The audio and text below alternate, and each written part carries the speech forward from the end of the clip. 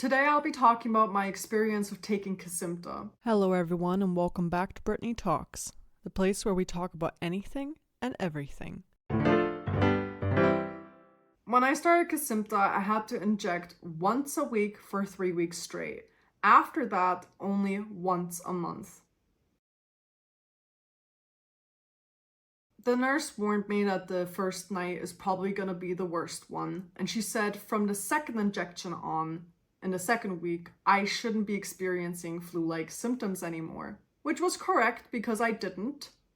The first injection was probably the worst one, honestly.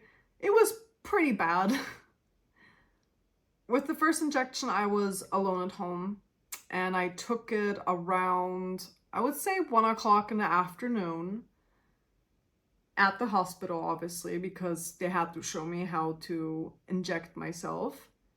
And I felt okay afterwards. I already felt kind of like the flu-like symptoms creeping onto me, but it wasn't that bad yet until in the evening. That was around like, I would say 10 hours later, it really kicked in. It got pretty bad at that point. As I noticed over the hours that the flu-like symptoms were creeping on, I decided to go to bed and to just sleep it out and, try to miss it by sleeping, but that didn't really work, but I tried. I think the point where I went to bed was when I kind of had like hot and cold flashes the whole time. My whole body was just, it felt really achy. Like I had really bad muscle aches and my joints were hurting too. I had a throat ache as well, a little bit of a runny nose, and it kind of felt like I had a migraine. My eyes were really light sensitive, and yeah, I just felt like crap, honestly, already. Well, then I fell asleep, and oh lord, I had to go to the bathroom, I think, like 8 times that night to go pee because it was, I don't know why, but I had to go pee a lot that night. I usually never have to get up in the middle of the night, but that night was pretty bad, and I could hardly make it to the restroom. Hardly. I can't even describe it. My bones felt like they were liquid. Not like while walking, but the inside, like everything was just hot and it was burning and it felt like liquid. I don't know how else to explain it. I don't really know how to explain that sensation, but it felt really bad. Yeah, I don't think I've ever felt that sick before, honestly. It just felt way worse than any flu or fever that I've ever had, honestly. Yeah. I really did think, honestly, that I might not make it through the night because I was just so weak and I was feeling so bad. But I did. I woke up the next morning feeling still pretty sick, but it was better, that's for sure. And it lasted about, I would say, 4 days. Yeah, it lasted about 4 days. And indeed, the second injection, I almost had nothing. I just had like those like flu-like symptoms after a little bit. Like my joints were hurting a bit, and I could feel like my muscles aching, especially the back of my neck. I was kind of tired as well. The following injections were all very okay. The only thing that I noticed is that I'm kind of fatigued or tired or exhausted like about 1 or 2 days after injecting. But other than that, it's pretty easy and pretty good. Yeah.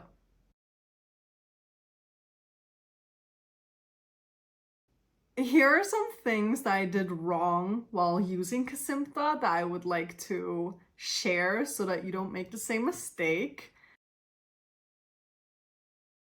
I kind of didn't pay a lot of attention to like the veins running through my legs. So what happened once was that I punctured a vein in my leg and it left like a horrible big blue mark there, a big blue spot. And it bled a lot too when I pulled out the injection. So I kind of got a bit paranoid, like, oh, did it even take the medication? But yes, of course it did. That's no reason, that's no reason for concern. It did take the medication. So don't worry if you also punctured a vein, you still injected the medication. I didn't know that. So that kind of freaked me out. Another thing that happened to me was that, you're supposed to keep it in the fridge. I know that it's safe according to new standards that they put into the medication description, that apparently you can take it out up to a week even at room temperature, but it's never supposed to go above, I think, 30 degrees Celsius or something. But you can keep it for a week at room temperature, apparently. Proteins, should always be kept cold.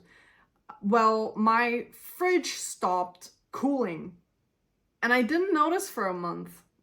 So I had my medication in a fridge that was about 20 degrees Celsius the whole time, which is just, frankly, a little bit too warm for it, which is not that bad, but still not the best condition for my injections indeed. Like that, yeah.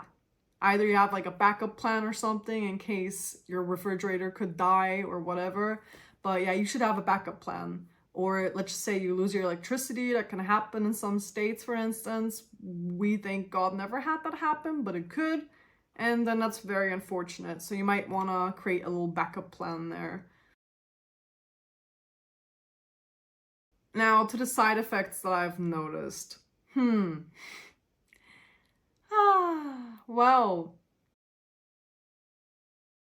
horrible constipation. It could also have to do with my diet, I don't know, but in the first few months I had horrible constipation. Literally to the point that I even had the thickness of it was like pencil thick, yeah? And at first I thought, okay, is there something wrong? Like, is there something blocking the way? Do I have a tumor or something? But no, I do not. And apparently that's just really bad constipation. Now everything kind of went back to normal again. But yeah, in the start it was kind of annoying. And it just felt the whole time like, I couldn't really empty my bowels completely. That was very, very annoying if you just have the feeling that you have to go all the time. And recently, I have been having this issue that I feel sick all the time. It started about a month ago. I actually did fall sick. And then I got better again, I got healthy again, everything was fine, I recovered, and then it started again. And it's just been going up and down the whole time. I got an ulcer right here on my gums about 2 weeks ago, and the whole left side of my tongue hurt really badly, and also my tonsils and my throat. I think that went on for 2 days, and then my tonsils and my throat stopped hurting, but my tongue was still hurting. On the third day, my tongue stopped hurting, and I still had the ulcer though, that kind of hurt when I pressed here. Well, that disappeared after a week with some treatment. I applied some manuka honey. I guess it kind of worked, or it kind of helped, but I don't know why this happened. I have pretty good oral hygiene, and I've never had herpes before. I know that one of the side effects of Kesimpta is herpes, but I don't know if it was herpes or not. I have no idea. So yeah, that happened, and I've never had that before, ever. I've never gotten an ulcer in my mouth before, ever. And yeah, and then after that, I kept on getting strep throat. I feel like my skin is not burning, but it's really hot. It kind of feels like everything's just inflamed. My joints feel like they're burning up. I don't know why. And yeah, my lymph nodes are really swollen the whole time. So that's really, really annoying, because it's really hard to stay in a really positive mindset about this, or about life in general, if you're just feeling sick the whole time, honestly. I feel like my body's just shutting down on me. It's giving up on me because I just feel sick constantly. And I seriously just don't want to nag and bitch around 24/7. I don't like doing that. I don't yeah, I don't know, I'm a very cheerful, happy person, principally, and then I'm always sick, and it fucks with my personality, yeah? And it makes me lose hope a bit. It's letting me question a little bit, like, the quality of my life, I guess. Because this is a horrible feeling. It just feels like my skin is hot all the time. It feels like I'm supposed to be laying in bed all the time.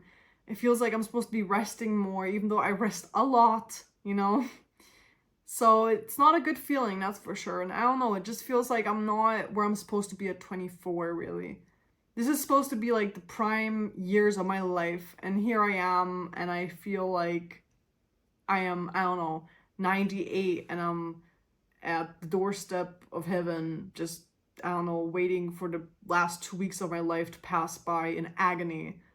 I know it sounds like so over the top, but that's literally what my body feels like right now. So I don't really know if like Kesimpta is necessarily the right thing for me. I still want to wait off a bit, and I want to talk to my neurologist to see like what he says about this. But if this is something that goes on for I don't know how long, then I can't be on Kesimpta, simply because I just can't take the feeling of being sick the whole time. But I don't think that would necessarily change with any other DMT, honestly. That's what I'm worried about. Thank God I have not experienced the crap gap with this medication yet. I don't know if this is still gonna come or if it comes like later along the line, but I have not experienced that yet. Like, the only thing that I do experience is if it's hot outside. Yeah, my legs get maybe a bit weak or shaky, or everything starts tingling in my whole body. Sometimes just my hands, sometimes just my legs, sometimes just my back or my scalp. But besides that, I've not noticed anything. For anyone who doesn't know what the crap gap is, it's when you're close to your injection day and you kind of notice like old symptoms kind of coming back or flaring up. That's the crap gap. It's when you think that the medication might be wearing off. That's probably, in my opinion, what it is. But doctors aren't really like on the same page about this. Like, they're not really sure what's causing this. But I think that's probably the reason why. I think it's just inflammation kind of acting up. But yeah, no, I have not experienced that with Kesimpta yet. Thank God. And also good news, I don't have any disease progression on my MRIs. Nowhere. Not on my spine, not in my brain, nowhere. So that's really, really, really good. And I'm really happy about that. Tecfidera did not do that for me, but Kesimpta did. And I hope it stays that way. I hope it actually keeps on working, and that my blood results keep on looking good too. I really, really do hope so. And I'm really, really thankful and really happy about this. Overall, besides the whole feeling sick, Kesimpta was actually a pretty lovely and easy experience for me, honestly. I was never scared of it. I never doubted taking it. Honestly, I get that people are kind of scared of injecting. I get it.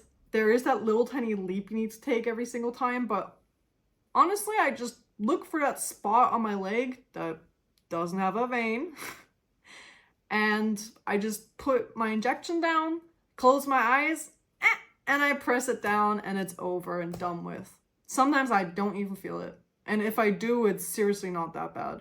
It might take like 2 or 3 seconds or something. It's kind of like, you know, but it's really, really not that bad. I promise. Just close your eyes and just do it. And if you can't do it, have someone else do it for you. And don't use a countdown. Might as well just not see it coming, right? But yeah, no, honestly, it's actually been a pleasant experience besides the whole being sick the whole time. Like, I'm not really sick. Like, my mucus isn't discolored. I don't really have any like coughing or any like a stuffy nose or a runny nose, nothing like that. And yeah, my blood results also say that I don't have an infection. So it's just really, really confusing for me why I feel sick the whole time. And I am just hoping that over the months, while I'm taking Kesimpta, that this is just gonna calm down a bit. I really do hope so. Because I actually want to stay on Kesimpta, honestly. I do. I don't necessarily want to go every 6 months for the Ocrevus infusion, especially because I don't want to have to take steroids every single time. That's kind of what's keeping me from doing that, because of course every 6 months would be a blessing. But I think they said that IV would take 8 hours. That's a long time. I mean, it makes sense, right? But still, I think it would knock me out more than using Kesimpta, so I don't really want that, honestly, for my own reasons. Of course, if I have another choice, I'll happily take it, but it's not my first choice. I like to inject myself once a month at home, honestly. So yeah, that's my experience with Kesimpta. I'll keep you guys updated. I'll probably make another video in a few months unless something drastically changes to the worse or better. And yeah, thank you for watching.